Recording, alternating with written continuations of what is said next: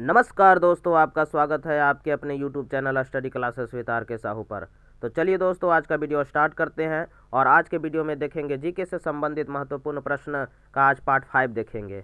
दोस्तों, ये सारे प्रश्न ग्रुप डी एग्ज़ाम और एनटीपीसी एग्ज़ाम के लिए बहुत ही इंपॉर्टेंट है, इसलिए मैं आपके समक्ष ये सारे प्रश्न लेकर आया हूँ ताकि आपके आने वाले ग्रुप डी एग्ज़ाम और एनटीपीसी एग्ज़ाम के लिए रिवीजन हो सके।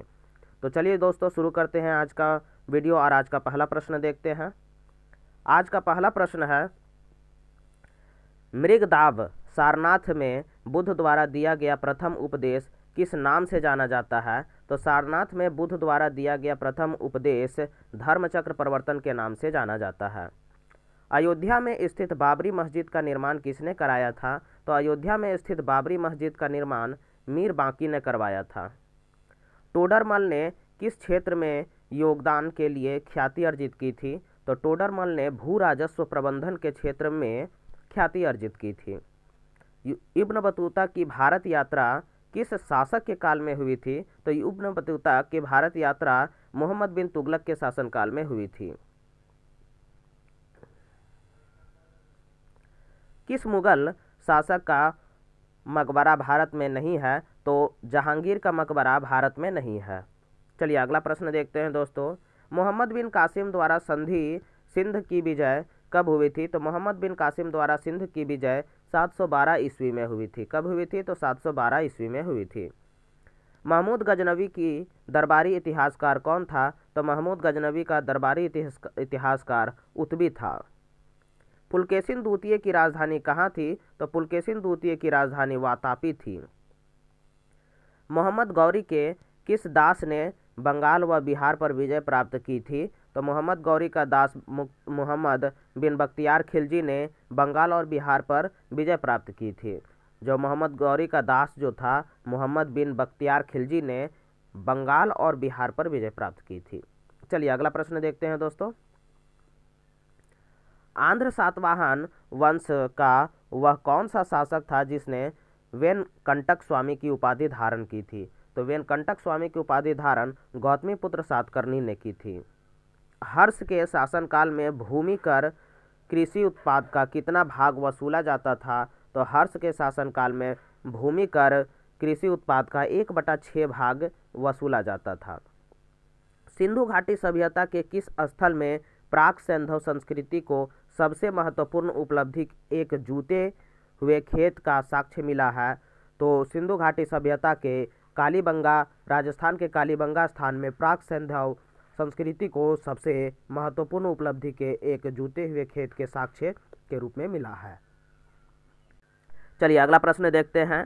किस मंदिर में शिखर का सबसे पहला उदाहरण मिलता है? तो देवगढ़ के दशावतार मंदिर में शिखर का सबसे पहला उदाहरण मिलता है। बौद्ध धर्म की किस संगति में बौद्ध धर्म 2 भागों हीनयान तथा महायान में विभाजित हो गया था? तो बौद्ध धर्म के चौथी संगति में बौद्ध धर्म का 2 भाग हीनयान एवं महायान में विभाजित हो गया था।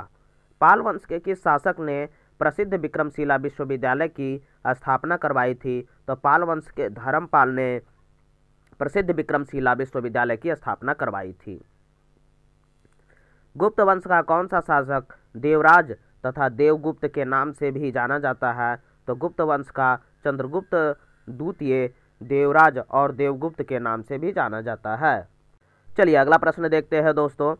लोदी वंश के किस शासक ने भूमि के लिए एक प्रामाणिक पैमाना गजे सिकंदरी का प्रचलन करवाया था?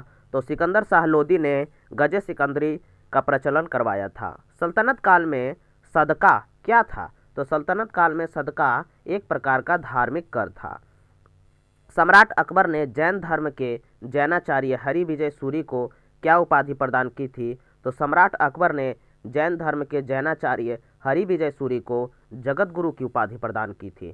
सम्राट अकबर ने जैनाचार्य हरि विजय को जगत गुरु की उपाधि प्रदान की थी। उस्ताद मंसूर तथा अबुल हसन किस मुगल शासक के श्रेष्ठ कलाकारों में से एक थे? तो उस्ताद मंसूर और अबुल हसन जहांगीर के शासनकाल में एक श्रेष्ठ कलाकार थे।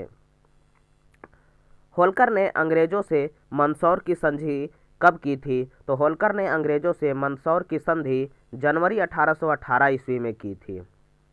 पेरिप्लस ऑफ द एरिथ्रियन सी में अरिकमेडु बंदरगाह को किस नाम से संबोधित किया गया है? तो पेरिप्लस ऑफ द एरिथ्रियन सी में अरिकमेडु को पेडोक नाम से संबोधित किया गया है। अलाउद्दीन द्वारा निर्मित अलाई दरवाज़ा किस मस्जिद का प्रवेश द्वार है? तो अलाउद्दीन द्वारा निर्मित अलाई दरवाज़ा कुवत उल इस्लाम मस्जिद का प्रवेश द्वार है। अकबर की अल्पायु होने के कारण 1556 ईस्वी से 1560 ईस्वी तक मुगल साम्राज्य के शासनकाल की जिम्मेदारी किसके हाथों में थी? तो अकबर खां के अल्पायु होने के कारण 1556 से 1560 ईस्वी तक मुगल साम्राज्य के शासन की जिम्मेदारी बैरम खां के हाथों में थी। अंतिम मुगल शासक कौन था? तो अंतिम मुगल शासक बहादुर शाह जफर था। बौद्ध धर्म ग्रहण करने वाली पहली महिला कौन थी? तो बौद्ध धर्म ग्रहण करने वाली पहली महिला गौतमी थी। श्रीमद् भागवत गीता किस धर्म का प्रधान ग्रंथ है? तो श्रीमद् भागवत गीता भागवत धर्म का प्रधान ग्रंथ है। किस सातवाहन नरेश ने गाथा सप्तशती नामक महत्वपूर्ण कृति की रचना की थी? तो सातवाहन नरेश हाल ने गाथा सप्तशती नामक महत्वपूर्ण कृति की रचना की थी। दोस्तों, आपको ये वीडियो कैसा लगा हमें कमेंट बॉक्स में ज़रूर बताइएगा, और इससे संबंधित मैं प्रश्न आपके आने वाले वीडियो में भी लेकर आता रहूँगा। जैसे आप, और साथ ही साथ दोस्तों साइंस, हिस्ट्री,